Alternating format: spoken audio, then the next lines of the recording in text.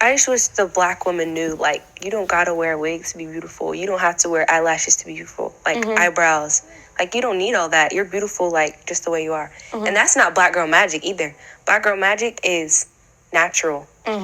Like, it looks way better. Yeah. I also think that they've talked themselves into, and they can't talk themselves out of. I think they know that being natural and being with no makeup and all this stuff is beautiful, but they've been told and they've been shown, like, this is beautiful. They've just been so shown they can't over get and their, over. And they their just want mind to off fit of in. it. They just want to fit in. That's true. I mean, that's what everybody's doing, right? Because even like we've never grown up with wigs. We've never grown up with fake eyelashes. And in our minds, we know natural. You know, we know We've it's always beautiful. been natural, right? We know, we know it's the way to go. But we're still affected by it. We're still like, And but am I enough? imagine if we You hadn't know? grown This is not an honest conversation. And honestly, the privilege is showing. And if you really care to have healthy discourse about this, since black women are the center of your conversation, make sure that y'all all don't look the same. Yes, you all don't look the same. And also have people on different sides of the aisle to have that discourse that is needed, because there's a lot of nuance that is missing. First things first, I'm an esthetician and I specialize in corrective skincare. So I focus on acne, pigment, aging, things of that nature. And I say that to say that a lot of people are not just married to the idea of makeup just because they feel like it.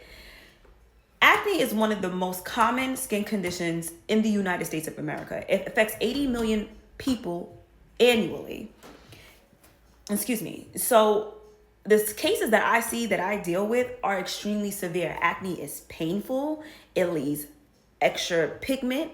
It leaves scarring, indentation. So people are wearing that because it is affecting their confidence. So when we think about natural, for some people dealing with that, which none of you guys have, which I can see, that's a different ball game. And no one, especially you guys, don't have the space nor agency to tell people how to dictate their lives when it comes to dealing with skin conditions. How about melasma? Melasma is a hormonal, it can be sun-induced, it can be immune-induced pigment condition that leaves a dark pigment mask all over your face.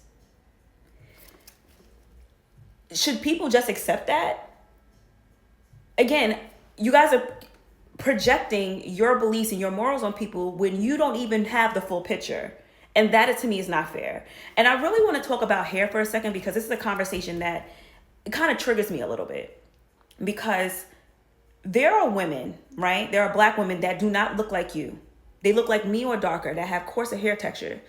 The reason why the Crown Act was created, because women with my hair texture, and we wear it in its natural state, we can't even get a job, right? We'll get discriminated. We'll get fired. Hell, in Texas, you can't even wear locks because you may not cross the stage at your high school graduation, or you may get kicked out or expelled. These are present day issues. And if you want to talk about hair loss, I'm going to talk about me for a second, because I am dealing with hair loss. And this is the reason why I wear wigs. I wish I could wear my hair in its natural state. And so many of my clients that are under the care of a physician to try to figure out what's going on with their hair. No, it's not traction alopecia from years of wearing wigs and braids and weave. No, a lot of hair loss issues are rooted in hormonal changes or something that's going on that is immune related. So again, when we have these conversations, we have to be honest about what is actually happening and what people are experiencing. But to me, it seems like you guys didn't care about that type of dialogue, because you would have made sure that you would have people on opposite sides of the aisle that believe the way that that believe differently from the way that you believe, that dress differently, and also live their lives differently. Yes, I truly believe that makeup should be an accessory, not a necessity. But I also understand and I empathize with people who are experiencing certain issues with their hair and their skin, regardless if they're black, because a whole lot of white women, a whole lot of Asian women, a whole lot of Hispanic and Latino do the same thing. Do I need to give a history lesson on why we started out wearing wigs? And never mind. The Crown Act was enough. At the end of the day, I need us to do full research and make sure that we're open and large-minded if we're going to have these conversations, and make sure that the people that you're having these conversations with are not parrots.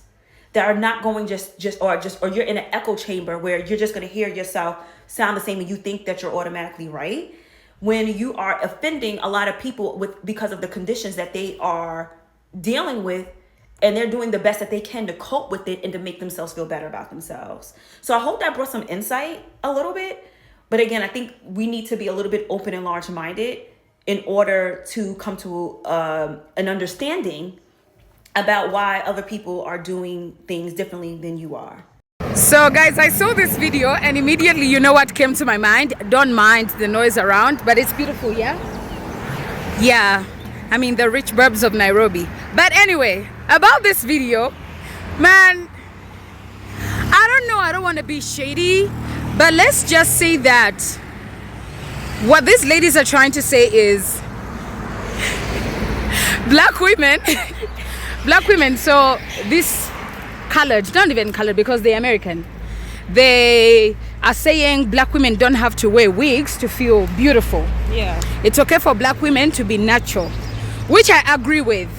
But then they are talking in a sense of they are forgetting they are actually mixed with black and white.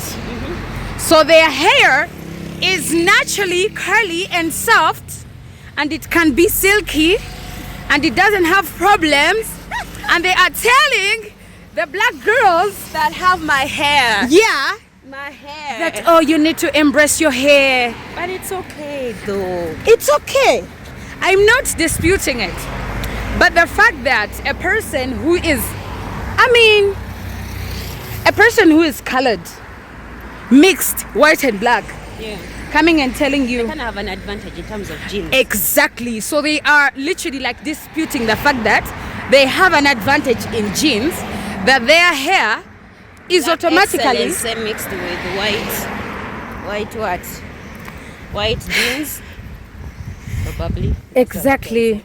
So, and you know, like guys, if you've seen mixed people, like these are not even like mixed, like, you know, they are those mixed people that you find and see that the dad is black, Even those ones, they are the same. you know. Just that they are dark skinned, Yeah, but they are the same. but these ones are like white girls with like curly hair because they have a pinch of black. They're like, yeah, it's so easy for us black women to just do, like, you know, you have to just like touch your hair like this and you're ready to go, no need for anything or hot coming. Side eye. And the black girlies that have the 4C, This is For my C, 4C. Like you see the for 5 B, guys. you know, look at this hair. Look at this hair. How you going to tell this black to just do like this? Just do like this and walk around, you know, as black girls, you don't have to do anything. Have you seen 4C hair? You normally look like a crazy person if you don't put in like 1 hour full of effort. But the 1 hour is worth like learning how to do a wig to me. Exactly. Like me, I can't even like think of myself doing a wig because I feel like it's a lot of work, glue and then wait and then tie. Like I would rather like just put what is it, gel? Yeah. In my hair, Yeah. tie it and it's like in place to me, Yeah. personally. That's true. Yeah. Honestly, I cannot deal with the energy that girls put in when For it comes the to bust wigs. down Oh my less God. fronts. It's I can't. I'm too lazy for that. I'm all up for black girls, like, you know, we do these hairstyles of ours that are easy and yada yada. I understand we don't need to do bust downs to feel like we're pretty. But if a mixed girl is gonna come and tell me, oh, imagine Zendaya coming and says, girl, you don't have to spend 1 hour on your hair. Just put your fingers through in your hair and you're ready to I go. would slap Zendaya. She cannot even say that. I'll be like, bitch, what do you mean? She's literally white. She's literally white. Exactly. So, I don't know. You guys tell me what you think in the comment section, because even today where I've been, I've seen like girls, she was in the gym and I was seeing black girls wearing wigs, and then the mixed girls, they're the ones that had their hair. Puffs on. Yeah, puffs on. It's just like you do a buzz down, it's just like a puff. And Yeah. yeah. They very don't easy. They don't need to put in a lot of Even effort. when their hair is messy, it's kind of like cute. Of course. Yeah. But then your hair to look cute as a 4C typed hair girl. I put in time, guys, to make my hair sit like this. And still, when the wind is blowing, you can see the gel is going. Yeah.